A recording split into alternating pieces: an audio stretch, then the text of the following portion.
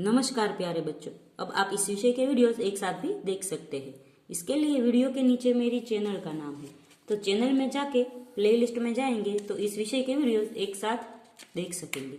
तो बच्चों, पिछले वीडियो में हम सीख रहे थे हिंदी कक्षा 6 द्वितीय सत्र का पुनरावर्तन, जिसमें हमने 2 प्रश्न सीखे थे।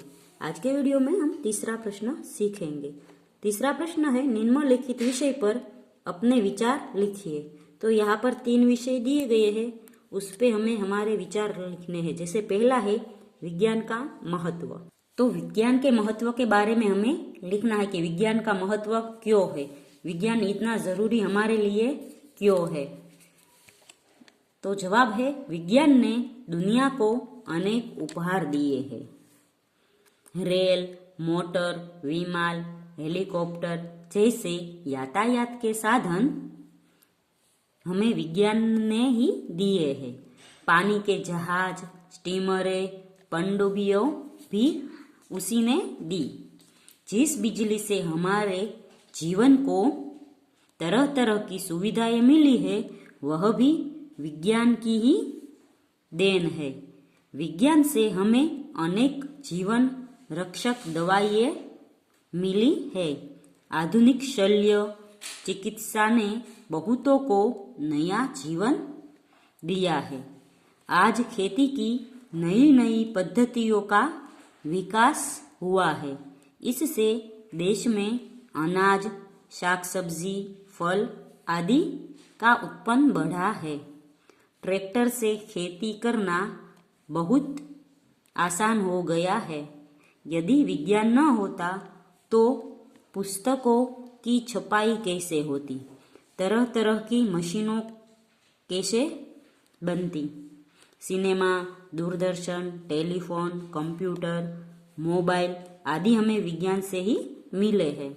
इसलिए विज्ञान का जितना महत्व बताया जाए उतना कम है। फिर दूसरा है देवेंद्र की मानवता। तो देवेंद्र की मानवता के बारे में हम लिख सकते हैं, देवेंद्र को परीक्षा देने के लिए शीघ्र स्कूल पहुंचना था, परंतु रास्ते में उसे एक अंधा, बूढ़ा और अपाहिज भिखारी कराता हुआ मिला। उसके पैर से खून बह रहा था। देवेंद्र ने सोचा कि इसे तुरंत अस्पताल ले जाना चाहिए। सहारा देकर वह लाचार भिखारी को अस्पताल ले गया और वहां उसे भर्ती कराया। भिखारी के इलाज का प्रबंध करने के बाद वह परीक्षा देने स्कूल पहुंचा। मानव सेवा के लिए उसने परीक्षा की चिंता नहीं की। उसने भिखारी की जिंदगी को परीक्षा से अधिक महत्व दिया। इस प्रकार देवेंद्र ने अपनी मानवता का परिचय दिया। तीसरा है हसन का सच्चा न्याय। तो उसमें हम लिख सकते हैं, वाजिद ने अली ख्वाजा की 500 मोहरें ले ली थी।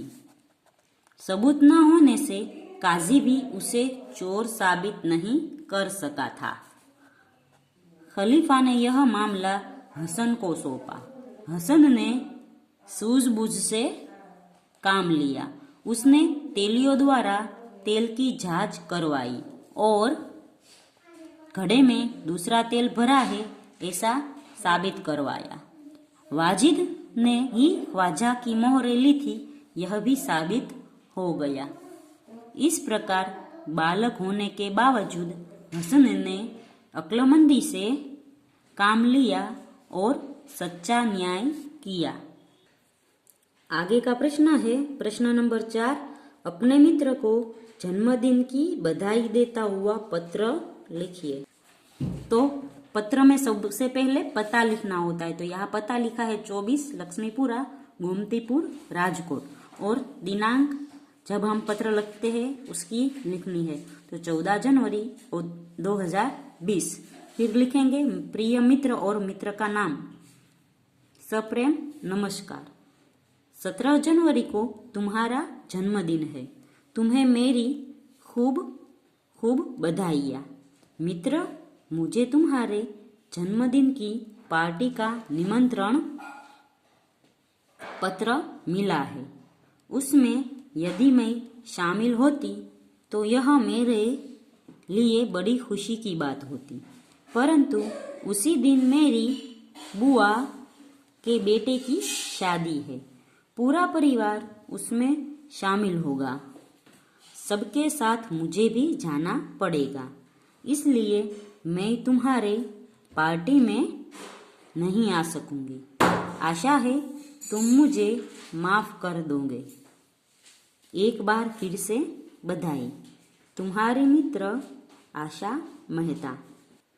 आगे है प्रश्न 5, कहावतों का अर्थ लिखिए। तो यह कहावत दी गई है, उसका हमें अर्थ लिखना है। तो पहले है उल्टा चोर कोतवाल को डांटे। तो इस कहावत का अर्थ है अपराधी द्वारा निर्दोष को धमकाना। दूसरा है आसमान से गिरा खजूर में अटका। तो उस कहावत का अर्थ है एक मुसीबत से छूटकर दूसरी मुसीबत में फंसना। तीसरा है जैसी करनी वैसी भरनी। तो उसका अर्थ होगा अपने किए हुए बुरे काम का फल भुगतना। तो बच्चों, आज के वीडियो में हम यहाँ तक का पुनरावर्तन सीखेंगे। अगले वीडियो में आगे का पुनरावर्तन सीखेंगे।